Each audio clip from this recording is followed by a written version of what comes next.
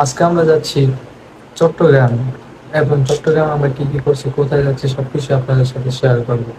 So finally সবাই সময় মতো এসে পড়েছে, সবাই যা যা জায়গায় বসে গেছি। এখন আমরা রওনা দিব। Good morning guys, good morning Comilla, good morning Comilla Chittagong. যাওয়ার পথে মাঝখান দিয়ে ব্রেক নিলাম কুমিল্লা চট্টগ্রামে। সকাল হয়ে গেছে, কিছু খাওয়া দাওয়া করে আবার জার্নি শুরু করব। গাইস, আলমামুনের ঘুমের এসে এখনো কাটে নাই। সে সারা রাস্তা ঘুমায় আছে, শুধু খালি ঘুমায়। আওয়ার সময় ঘুমায়, যাওয়ার সময় ঘুমায়, ঘুম আর ঘুম।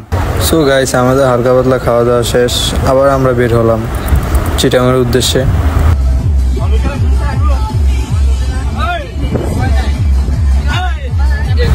সো ফাইনালি দেখতে দেখতে চট্টগ্রাম মিশরে চলে আসলাম। আমরা এখন যাচ্ছি মহামায়া লেকে। তো গাইস, এটা হচ্ছে মহামায়া ইকো পার্কের গেট, আর ওই যে ওই পাশে টিকিট কাউন্টার। এখানে টিকিট কেটে তারপর ভিতরে যাওয়া লাগে। তো আমরা টিকিট কেটে সবাই ভিতরে যাচ্ছে, আমরাও যাচ্ছি। আর গাইস, সকালটা শুরু হয়েছে বৃষ্টি দিয়ে, খুবই সুন্দর পরিবেশ। এর সামনে আমাদের নায়ক সালমান খান ছবি তুলছে, অনেক ছবি তুলে দিচ্ছে, সো বিউটিফুল। তো সবাই হাঁটতে হাঁটতে ভিতরে যাচ্ছে, আমরাও যাচ্ছি, দেখি ভিতরে কি অবস্থা। ইমন, অনুভূতি কি? অনেক অনেক ভালো, অনেক ভালো। মামা, আপনার অনুভূতিটা কি? অনেক গরম লাগছে চড়তে। আমার তোর অনুভূতি কি? 100 যেরকম ভিউ যেরকম ফিল পাচ্ছি। ভাইয়া, তোমার মানে মহামায়া লেকে আসার অনুভূতিটা কি, মানে কিরকম লাগতেছে তোমার কাছে? খুবই খুবই ভালো, কিন্তু আমার শরম করে এটা দিও না। না ভাই, দিও না ভাই, দিও না। জায়গাটা মানে তোমার কাছে কিরকম লাগছে? অস্থির অস্থির। জায়গাটা আসলে অনেক সুন্দর, বাট যেমন মনে হয় শীতের দিন মনে হইতেছে, চারদিকে একবারে খুব নিরিবিলি। কুয়াশা কুয়াশা ভরা রাস্তাতে। গাইস, অনেক উঁচা, আমরা উঠতে উঠতে পুরা টায়ার্ড হয়ে যাচ্ছি। আসলে মহামায়া লেক চট্টগ্রাম মিরসরে অবস্থিত বাংলাদেশের অন্যতম কৃত্রিম হ্রদ। মিরসরের দুর্গাপুর ইউনিয়নে ঠাকুরগড় দিঘি বাজার থেকে মাত্র 2 কিলোমিটার দূরে পাহাড়ের কোলে 11 বর্গ কিলোমিটার জায়গা জুড়ে মহামায়া লেক গড়ে উঠেছে। লেকের টলটলে পানি আর পাহাড়ের মিতালি ছাড়াও এখানে পাহাড়ি গুহা, রাবার ড্যাম ও অনিন্দ্য সুন্দর ঝর্ণা রয়েছে। বোটে চড়ে লেকে ঘোরার পাশাপাশি চাইলে পাহাড়ের গা বেয়ে নেমে আসা ঝর্ণার শীতল পানিতে ভিজে শরীর ও মনকে অপ্রাতিভ শান্তি দিতে পারেন। মহামায়া লেকে আছে কায়াকিং করার সুবিধা এবং চাইলে তাঁবুতে রাতে ক্যাম্পিং করেও থাকতে পারবেন। বাংলাদেশ পানি উন্নয়ন বোর্ডের নিয়ন্ত্রণ থাকা মহামায়া লেকটির পানির কিছু অংশ পার্শ্ববর্তী এলাকায় সেচের কাজে ব্যবহৃত হয়। গাইস, সবাই বৃষ্টিতে আটকে গেছে।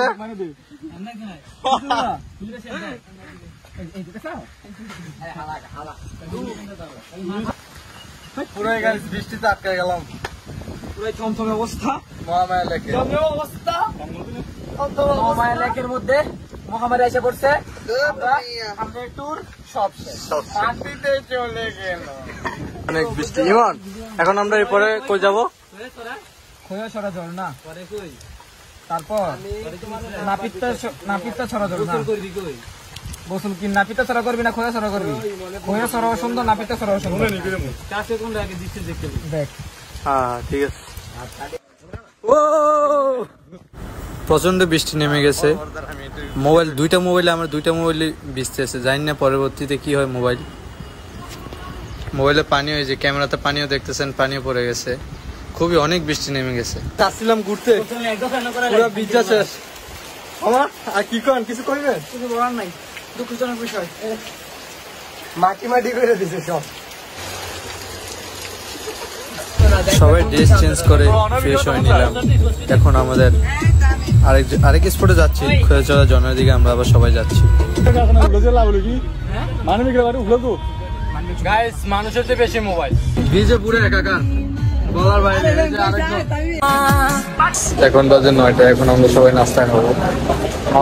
কি পরোটা না তন্দুর রুটি, কোনটা খাবি? তন্দুরি রুটি খাবো, তন্দুরি রুটি। কত? আমরা এখন এখন পর্যন্ত আমরা কোনো নাস্তা টাস্তা খাই নাই, এখন নাস্তা খাবো। যাই দুজন গোসল টোসল করে আয় বলছি, মামু গেঞ্জি চেঞ্জ করে আয় বলছি। একটা আমাকে একটা গেঞ্জি লইতে ঠিক আছে, একটা লইতে। এখন আমরা নাস্তা খাবো, পরবর্তী আপনার সাথে আরো নতুন কোনো কিছু শেয়ার করবো। খাইতে যাক, তোরা খাইতে যাক, এই ক্যান্ডিডেটের মতো তোরা খাইতে যাক। তো গাইস আমাদের খাওয়া দাওয়া শেষ, এখন আরেকটি স্পোর্টের জন্য রওনা হচ্ছে আমরা। আসলে গাইস আমরা খৈয়াচড়া ঝর্ণার দিকে যাচ্ছিলাম। তো ঝর্ণার সময় ওই সময় তো এমনি পাথর অনেক পিছলা থাকবে, তাই আমরা নিজেদের সেফটির জন্য অ্যাংলেট কিনে নিতেছি। জোড়া 30।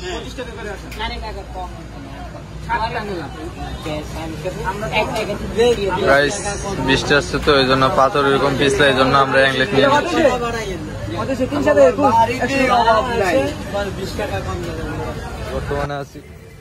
বর্তমানে আছি আমরা খৈয়াচড়া। গাইস অ্যাংলেট নেওয়ার কারণ হচ্ছে মানে বৃষ্টি আসছে তো খুবই পিছলা, এই জন্য স্লিপ কাটাতে বাঁচার জন্য আর কি আমরা সবাই অ্যাংলেট নিয়ে নিয়েছি।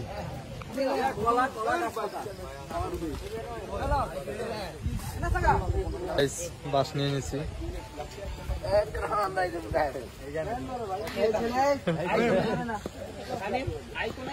হ্যাঁ লইছি সবাই লইছি সবাই।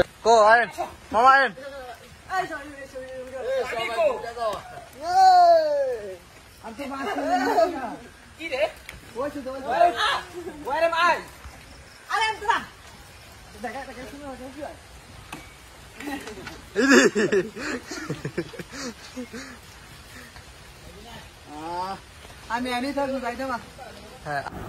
আসুন জেনে নেই খৈয়াচড়া ঝর্ণার ইতিহাস।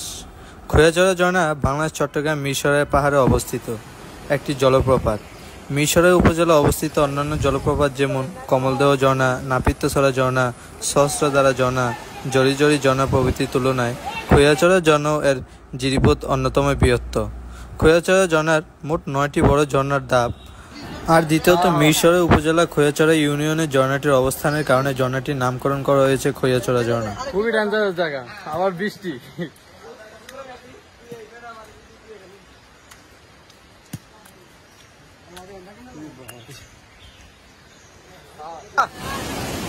মামা কেমন লাগতেছে?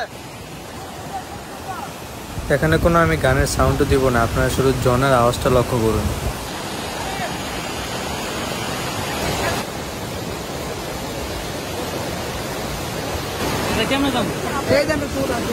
গাইস আমাদের যাও পানির এত স্রোত যা বলার বাইরে।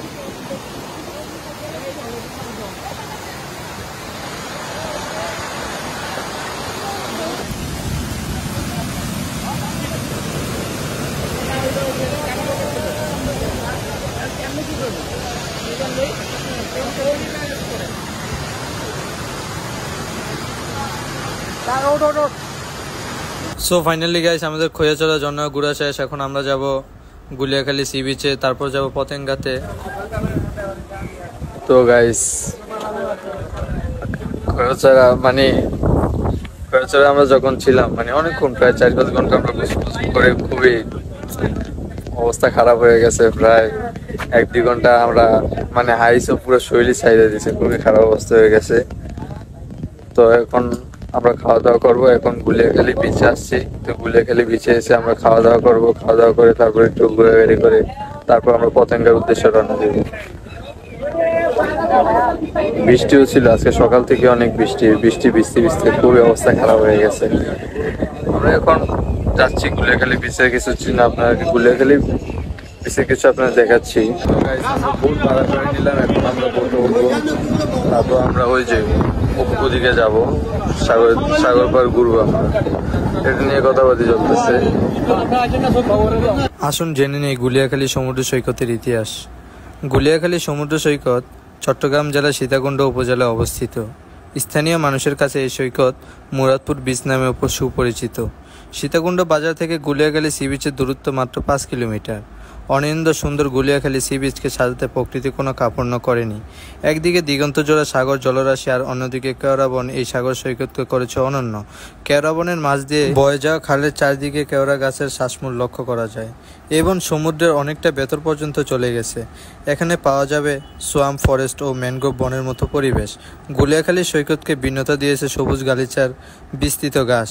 সাগরের পাশে সবুজ ঘাসের উন্মুক্ত প্রান্ত নিশ্চিন্তভাবেই আপনার চোখ জুড়াবে। গাইস প্রচণ্ড অনেক ঢেউ, মারাত্মক ঢেউ। আমি এমন ঢেউ আমি আমার জীবনে কখনো দেখিনি। গাইস এখন গুলিয়াখালী বিচ থেকে আমরা আসছিলাম পতেঙ্গাতে, বাট ভাগ্যটা খারাপ, আইফোনটা হাত থেকে পুরো নষ্ট হয়ে গেছে, মোবাইলটা চালু হচ্ছে না। তো ভাগ্য ছিল, কিছু করার নেই। তো এখানে এই ভিডিওটি শেষ করতে হচ্ছে। ভালো থাকবেন।